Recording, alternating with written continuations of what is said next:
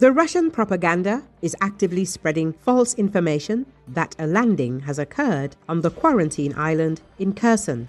This was reported by the spokesman of the 30th Marine Corps of the Naval Forces of the Armed Forces of Ukraine, Colonel Oleksandr Zvatonov. According to him, enemy forces attempted to capture the island 4 times, but all attempts were unsuccessful. Ukrainian forces repelled the attacks, preventing the enemy from breaking through the front line, despite the spread of disinformation. Russian sources began to spread false claims about allegedly landing troops on the Karantynnyi Island in the Koral neighborhood of Kherson. This throw has nothing to do with reality, Zvatonov categorically denied, but on the 22nd of October, Russian state propaganda agencies cited the Russian Defense Ministry in reports that Russian troops had achieved successes on Karantynnyi Island, which is part of the city of Kherson.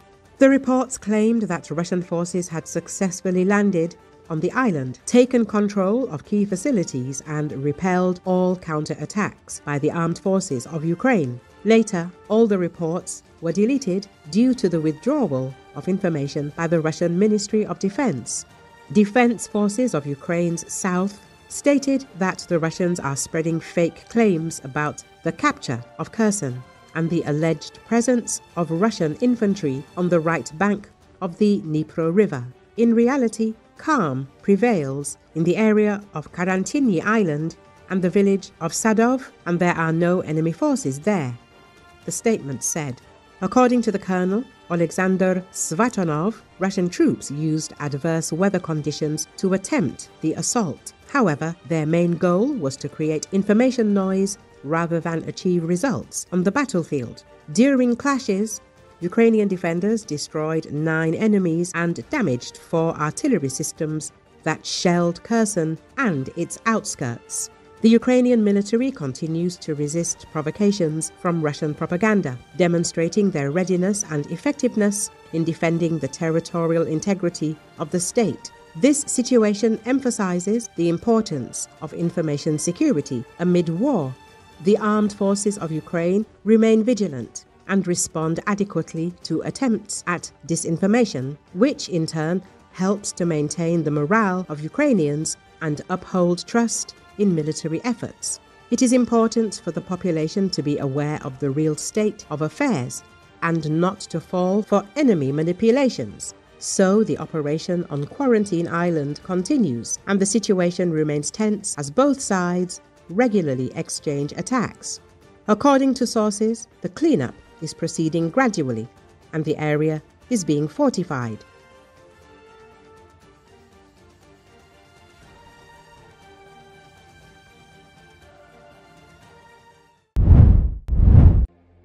Russia's foreign ministry on Thursday labeled freshly announced U.S. sanctions on Russia entirely counterproductive.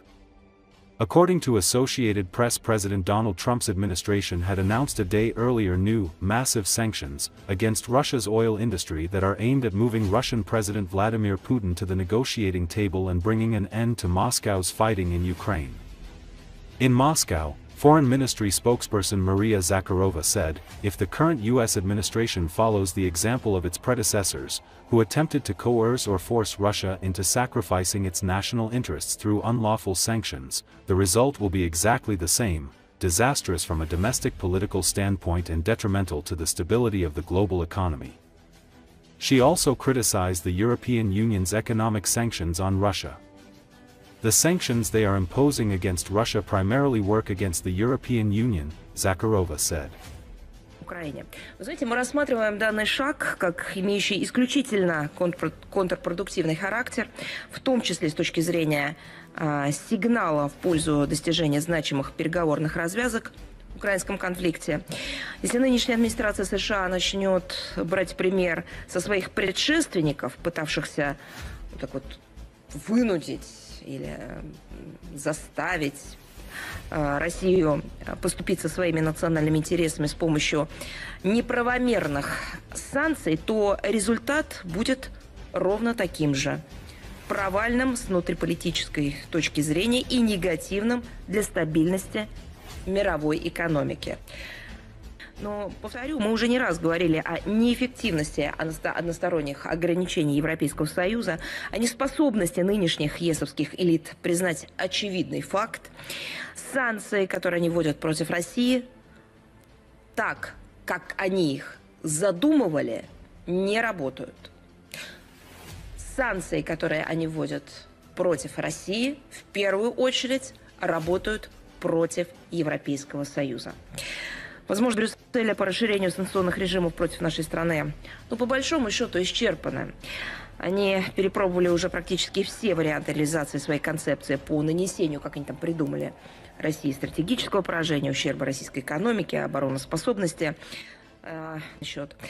Министерство иностранных дел России со своей стороны открыто к продолжению контактов по линии Госдепартамента США в исполнении тех самых пониманий, которые были достигнуты в ходе состоявшейся 16 октября телефонной беседы президентов России и Соединенных Штатов Америки.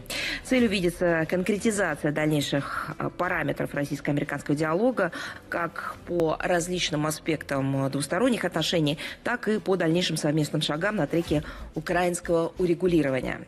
Мы исходим из того...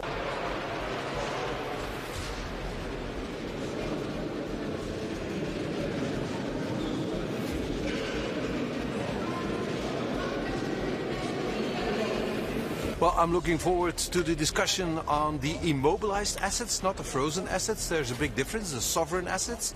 There's the idea of confiscating them to give them to Ukraine.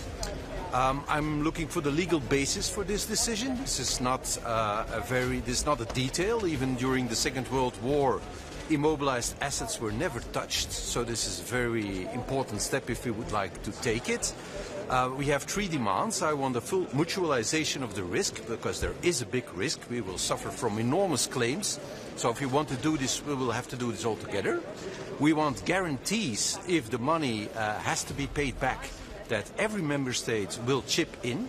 The consequences cannot only be for Belgium. And the third demand is that every country who has immobilized assets moves together with us.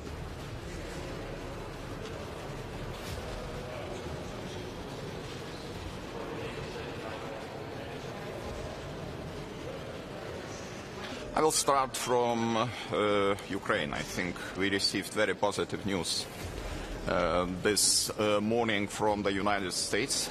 I think this is a game changer. And those sanctions imposed on Russian companies Rosneft and Lukoil will directly affect the oil and gas industry, which is generating the revenues for Russia's war machine. So I think it was enough time to understand that you can negotiate with Russia only from the strong side and by putting the gun on the table. Of course, we have to align. We have to already we did also a very good step imposing the 19 package of sanctions and affecting the Gazprom, another big giant of Russian oil and gas industry. And I see that United Kingdom is on board, other like-minded countries are on board. I think this is a very good way to proceed and to expect that sooner or later Russia will be pressed and sit to the negotiation table and to start the discussions.